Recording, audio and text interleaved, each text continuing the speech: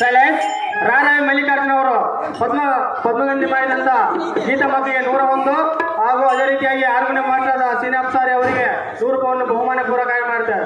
ರಾರಾಯ್ ಮಲ್ಲಿಕಾರ್ಜುನ ಅವರು ರಾರಾವಿ ಗ್ರಾಮದಲ್ಲಿ ಪರಶುರಾಮನ ಪಾತ್ರದಲ್ಲಿ ಅಭಿನಯವನ್ನು ವಹಿಸತಕ್ಕಂಥ ಮಲ್ಲಿಕಾರ್ಜುನ ಅವರು 100 ರೂಪಾಯಿ ಕೊಟ್ಟಿದ್ದಾರೆ.